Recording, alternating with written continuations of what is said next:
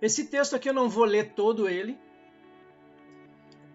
Ele praticamente repete aquilo que a gente viu. A besta de 7 cabeças e 10 chifres, para este autor então, ela simboliza 3 coisas: um anjo sobrenatural fora do abismo, um homem mortal e um reino. E aqui estão todos eles, que são 60 fatos sobre a besta. Aqui está melhor explicado. A besta que sai do abismo então, ela fará guerra com as 2 testemunhas, por fim irá matá-las. Uma vez viveu fora do abismo e estava no abismo na época de João, e ela irá à perdição.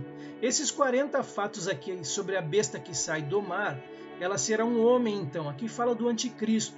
Tá? Eu vou deixar esse texto aqui para vocês lerem depois com calma. E agora a besta como um reino. Esse sim eu vou ler um pouquinho, até para a gente, mais uma vez, massificar. É o 8º reino. Ele fala de 7 e o 8º vai ser o reino do anticristo. Deverá ser dominada pela grande prostituta até a vinda do anticristo, para exercer poder sobre os 10 reinos. Então o que isso quer dizer? Quando esses 10 reinos surgir no cenário mundial, a Babilônia, o mistério babilônico, vai estar dominando sobre eles, como ele sempre fez, como essa Babilônia sempre fez com os outros impérios. A Babilônia é um sistema satânico voltado para a religião, principalmente a religião idólatra.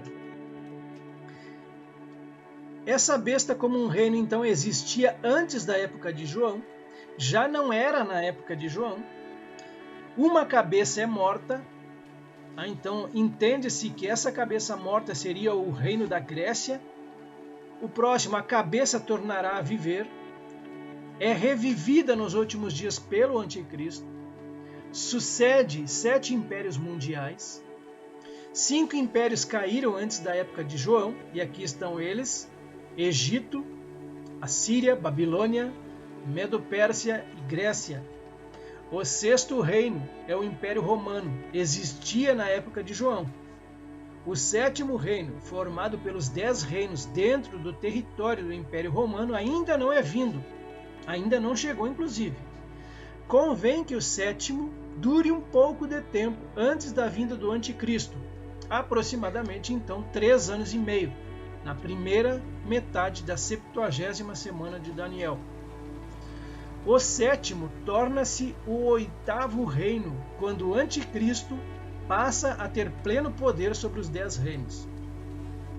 O 8º é um dos 7 reinos, ou seja, o 5º que caiu antes da época de João.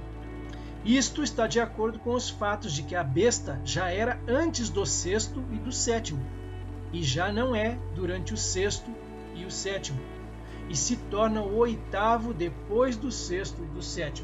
Parece confuso aqui, mas para quem já conseguiu assimilar aquela questão dos reinos, isso fica até fácil. Aqui está a mente que tem sabedoria. As 7 cabeças são 7 montes, nos quais a mulher está sentada.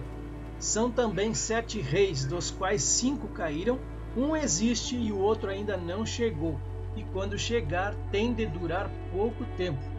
Esse texto aqui, Apocalipse 17, 9 e 10. Vamos aos comentaristas primeiro, bem acima da nossa tela. Era e já não é. Essa expressão aponta para os impérios mundiais e seus imperadores, descritos em Daniel 11, e que no tempo de João já haviam caído. As cabeças e chifres da besta, em número igual aos do dragão, mostram que todos foram fundados no espírito e propósito do dragão. A meretriz assentada sobre a besta indica que eles sustentaram e usaram a religião para atingir um único objetivo: usurpar o lugar de Deus. Ainda virá. Os impérios e as organizações religiosas por eles sustentadas caíram. Sobreviveram, porém, as motivações e o espírito que os impulsionavam e sustentavam. 2 pontos. A soberba e o orgulho humanos, somados aos de Satanás.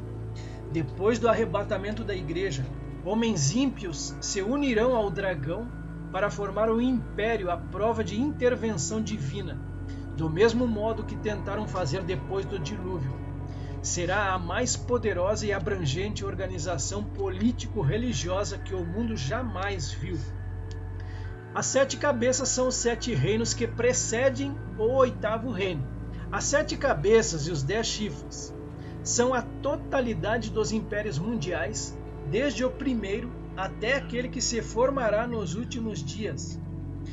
O último e seu representante são chamados de a besta, por ser a ressurreição do império, antiga forma de Estado que engloba sob sua égide o controle do maior número possível de povos e nações, que mantém certa autonomia, mas são submissos a um chefe supremo, e a ele devem lealdade absoluta.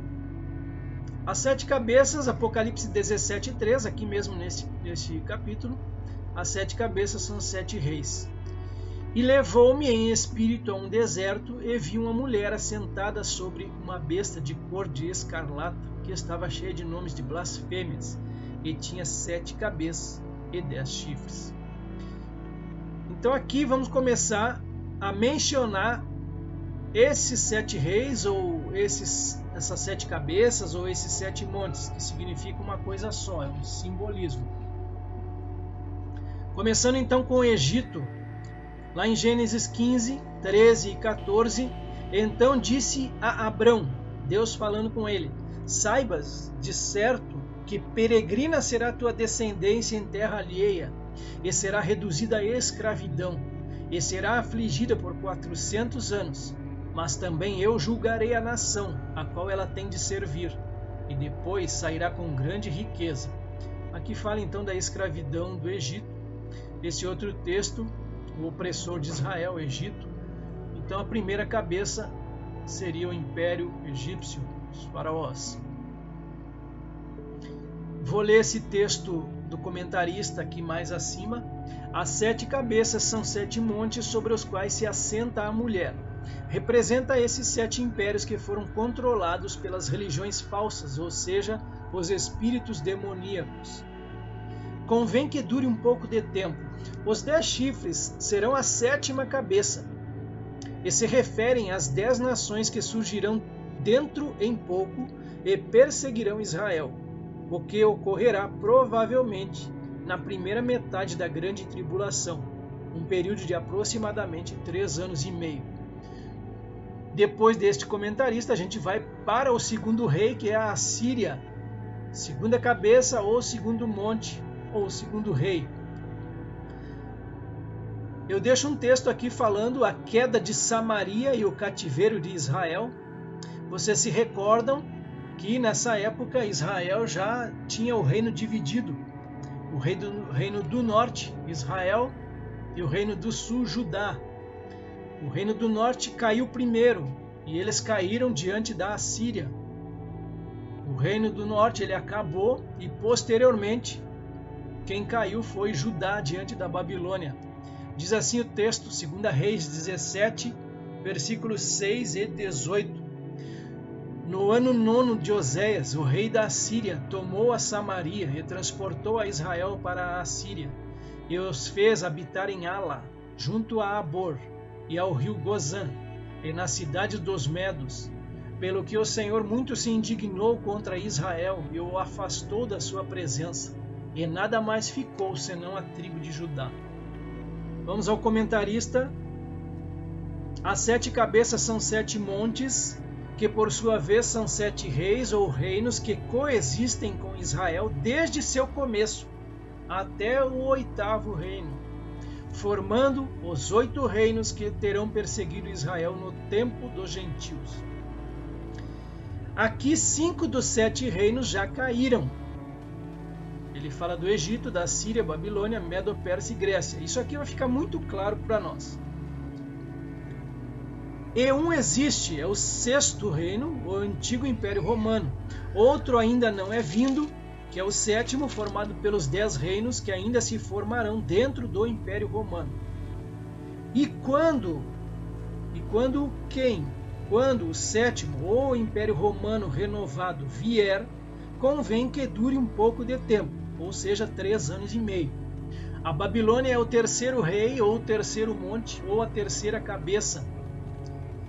Tudo começa lá por volta do ano 710 a 701, quando Ezequias ele adoece e uma embaixada da Babilônia visita o rei Ezequias. Isso aqui é uma aplicação prática muito importante para nós. Cuidado com aquilo que a gente mostra, cuidado com a nossa intimidade, né? Cuidado com aquilo que a gente expõe, muito cuidado. Aqui Deus falou para Ezequias, por meio do profeta Isaías, que os filhos deles iriam ser levados cativos para a Babilônia, por conta disso que ele fez. E isso foi acontecer cerca ali de 200 anos depois. Por exemplo, 2 Reis 24, do versículo 14 ao 16, Nabucodonosor transportou a toda Jerusalém, todos os príncipes, todos os homens valentes, todos os artífices e ferreiros, ao todo 10.000. Ninguém ficou, senão o povo pobre da terra.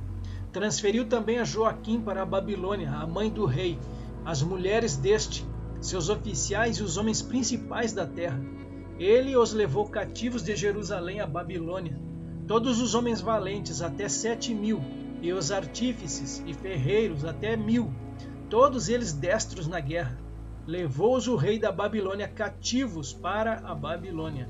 Então essa aqui foi a terceira expatriação dos judeus pelos neobabilônios, por volta ali do ano 597.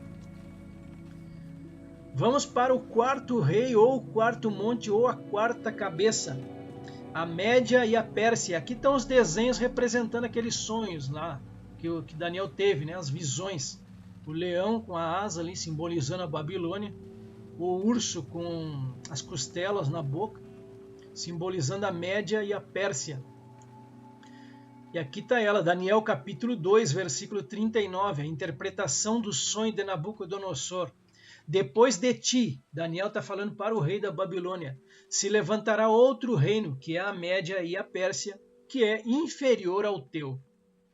E lá em Daniel 5, 30 e 31, naquela mesma noite foi morto Belsazzar, rei dos caldeus, e Dário, o Medo, com cerca de 62 anos, se apoderou do reino. Mais um autor, mais à direita, aí no canto da tela, a besta que era, existiu na terra antes da época de João, e já não é na terra na época de João. É também o oitavo, que é o oitavo reino, sucedendo os 7 reinos anteriores. E é dos 7, de um dos 7, o quinto, ou a Grécia, que caiu antes da época de João, e torna-se o oitavo depois do 6º e do 7º reinos, e vai à perdição. Então, a grande maioria dos autores aqui que a gente traz, eles apontam para o reino da Grécia como sendo um reino revivido pelo anticristo no futuro, o oitavo reino.